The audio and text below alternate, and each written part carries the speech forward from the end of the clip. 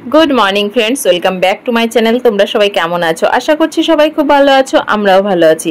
তো আমাদের নতুন আরেকটি ব্লগে তোমাদের সবাইকে আরো একবার অনেক অনেক ওয়েলকাম, অনেক অনেক ভালোবাসা।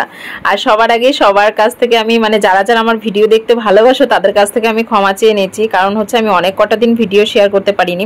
আর এই ভিডিওটাও করা হয়েছে অনেক কটা দিন হয়ে গেল, আমি ভিডিওটা শ্যুট করার পর এডিটিং করে আপলোড দিতে পারিনি। তার কারণ হচ্ছে বাড়ির পরিস্থিতিতে এতটাই খারাপ হয়ে গেছে, পিহু তোজো দুজনারই এতটা শরীর খারাপ, ঠান্ডা জ্বর কাশি, সমস্ত কিছুতে এতটা ব্যস্ত হয়ে গেছি না, যার জন্য ভিডিওর দিকে আর তাকাতেই পারিনি। কি বলবো। তো ওরা একটুখানি সুস্থ হওয়ার পর আমি ভাবলাম যে না, অনেকটা দিন গ্যাপ হয়ে গেছে, আমি ভিডিওটা এডিটিং করে দিই। তারপরে আজকে বসলাম এডিটিং করতে। তো এরপর থেকে তোমরা কন্টিনিউ কিছুদিন ভিডিও পাবে, কারণ হচ্ছে তোমাদের দাদাভাই ছুটি নিচ্ছে আর আমরা হচ্ছে বাড়ি যাব। তো চেষ্টা করছি এখন থেকে কন্টিনিউ ভিডিও শ্যুট করার। তো পিহুর শরীরটা এখনও একটু খারাপ আছে, ঠান্ডাটা এখনও কমেনি। আর সত্যি কথা বলতে ঠান্ডা লাগলে তো এত সহজে ঠান্ডাটা কমে না, ঠান্ডা কমতে কিন্তু অনেকটাই সময় লেগে যায়। তো সেই সময়টাই ওর লাগছে আর কি। আর এদিকে দেখো, সকালবেলা আমি পিহুকে রেডি করছিলাম স্কুলে পাঠাবো বলে। ওর খাবার দাবার সমস্ত কিছুই বানিয়েছি, কিন্তু আমি স্কুলে পাঠাতে পারিনি। রেডি করেও আমি স্কুলে পাঠাইনি, কারণ হচ্ছে রেডি করার পরেও ও বমি করেছিল একবার। তারপর ভাবলাম যে না, স্কুলে পাঠালে তখন যদি আরও শরীর খারাপ করে বা স্কুলে গিয়ে বমি করে তাহলে পরিস্থিতিটা খারাপ হয়ে যাবে, ওর জন্য আর স্কুলে পাঠাইনি ওকে।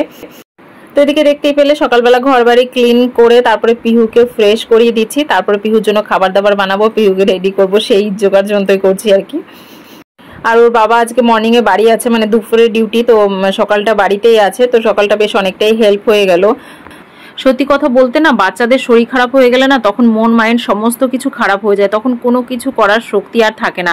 তখন শুধু এরকম মনে হয় যে কবে ওরা সুস্থ হবে, সুস্থ হওয়ার পর আমি সাধারণ সমস্ত কাজকর্মগুলো ঠিকঠাকভাবে করতে পারবো। আমার সবসময় এরকমই মনে হয়। ওদের শরীর খারাপ হলে সারাক্ষণ ওদের কাছে কাছেই থাকি, যে বমি করলো কিনা বা কতটা ঠান্ডা লেগেছে, প্রচণ্ড ভয় লাগে। আর বিশেষ করে আমার ছেলে মেয়েগুলো এতটা বমি করে যে আমি সেই বমি পরিষ্কার করতে করতেই পাগল হয়ে যাই।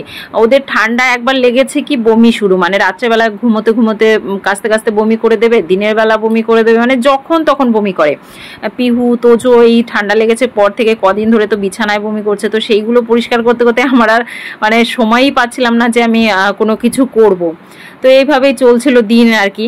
তো এদিকে দেখো, পিহুর জন্য ব্রেকফাস্ট বানিয়েছিলাম আমি, আলু ভাজা করেছিলাম। তো আলু ভাজা দিয়ে আমি রোল করে পরোটার মতো করে ভেজে দিয়েছি। তো এগুলোই দু টুকরো করে কেটে টিফিনে দিয়ে দিচ্ছি। তো টিফিনটা প্যাক করেছি ঠিকই, কিন্তু এই টিফিনটা বাড়িতেই খেয়েছে, কারণ হচ্ছে স্কুলে তো পাঠাতে পারিনি, তোমাদের তো শুরুতেই বললাম। আর পিহু ঠান্ডা লেগেছিল পর থেকে রাত্রেবেলা পিহুকে তোজোকে আলাদা আলাদা রুমে শুইয়েছি, ঘুম পাড়িয়েছি দুজনকে আলাদা রুমে। তারপরেও তোজো ঠান্ডা লেগে গেছে। সারাটা দিন তো এক জায়গায় থাকে, যতই দুজনকে আলাদা রাখার চেষ্টা করি, আলাদা তো কিছুতেই থাকে না। তো ভেবেছিলাম যে পিহুর কাছ থেকে ঠান্ডাটা যেন তোজোর না লাগে, কিন্তু তারপরেও লেগে গেছে, কিছু করার নেই। বাড়িতে একজনের কিছু হলে প্রত্যেকেরই শরীর খারাপ হবে, এটা হচ্ছে কি বলবো, সেই কবে থেকেই দেখে আসি।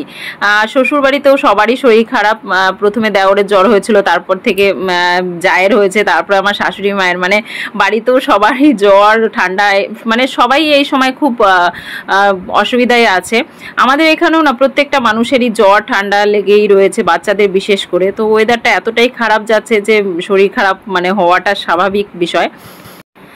তোমাদের অনেকেরই এই রেগুলারের কাজকর্ম দেখতে ভালো লাগছে না, আবার অনেকের ভালো লাগে আমি জানি। তো একটা বোনের আগে একদিন কমেন্ট করেছিলে যে একই রেগুলার ভিডিও দেখতে ভালো লাগে না, কিন্তু আমার কাছে তো কিছু করার নেই। দেখো, আমি যে সাধারণ কাজকর্মগুলো করি বা সাধারণভাবে থাকি সেটাই তোমাদের সাথে শেয়ার করার চেষ্টা করি। এর থেকে বেশি কিছু করতে হলে তার পেছনে অনেকটাই সময় দিতে হয়, যেই সময়টা হয়তো আমার কাছে খুবই কম আছে।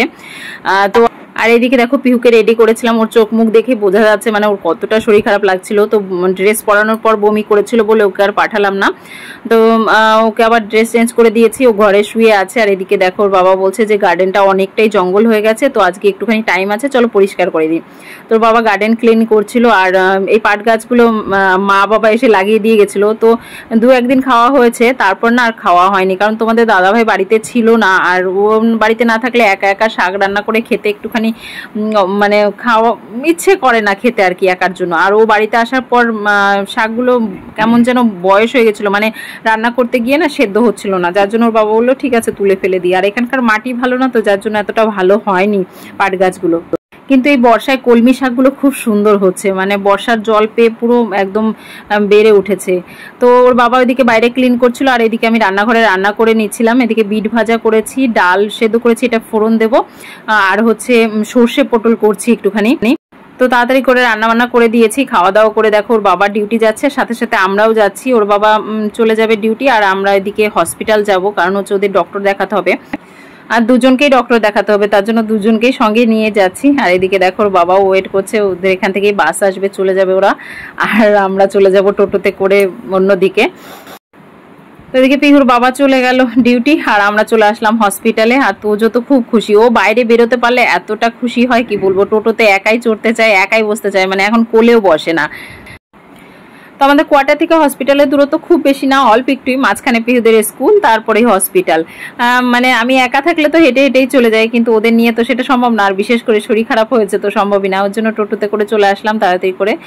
তো পিহু হসপিটালে আসলে বেশ খুশি হয়, যে মানে ও জানে যে ওর ঠান্ডা লেগেছে, জ্বর এসেছে, তো ওকে ইঞ্জেকশন দেবে না, এটা ওর জানা আছে, যার জন্য কোনো মন খারাপ নেই। আর এর আগে যখন পা কেটে গেছিল, তখন হসপিটালে যখন নিয়ে এসেছিলাম খুব কান্না করছিল, কারণ ও জানে কেটে গেলে সেলাই করে, মানে ওর ভাইকে 2-3 বার দেখেছে শুনেছে, যার জন্য সেই ভয়টা ওর আছে।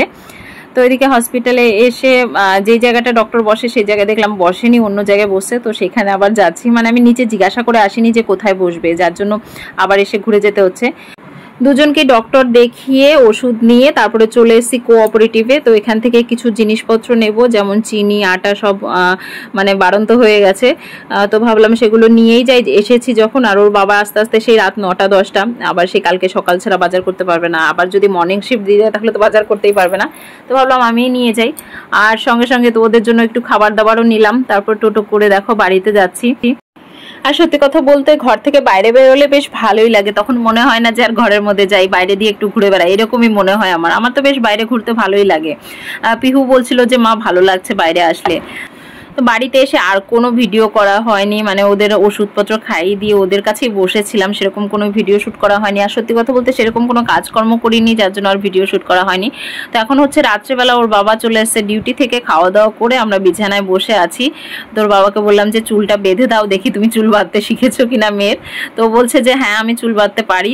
তো বললাম ঠিক আছে, দেখা যাক কেমন বাঁধতে পারো। তার জন্য দেখো ওর বাবা বসে বসে চুল বাঁধছে, আর সত্যি খুব সুন্দর করে চুল বেঁধেছে, মানে আমি ভাবতেই পারিনি চুল বাঁধতে পারবে। তো চলো আগের ভিডিওতে যে যে কমেন্ট করেছো তোমাদের সবার নামগুলো নিচ্ছি। সেরিনা সুলতানা, শুভজিৎ মন্ডল, খড়গপুর থেকে কমেন্ট করেছো প্রিয়াঙ্কা, তো থ্যাংক ইউ সো মাচ, তোমাদের সবাইকে অনেক অনেক ধন্যবাদ। আয়ুব আলী, তোমাকে অনেক অনেক ধন্যবাদ। সাইয়ারা, দিবাই বিশ্বাস, রশনি শেখ, অপূর্ব চক্রবর্তী, শিলাকি রসোই, সাবানা ব্লগ, প্রিয়া দেবনাথ, সেলিনা বিবি, পার্বতী বিশ্বাস, হুমায়রা জান্নাত, সবাইকে অনেক অনেক ধন্যবাদ, অনেক অনেক ভালোবাসা। তোমরা এতটা ভালোবাসা দিয়েছো, আর তোমরা সবাই আমার ব্লগ দেখতে পছন্দ করো, তোমরা কমেন্ট করে জানিয়েছো।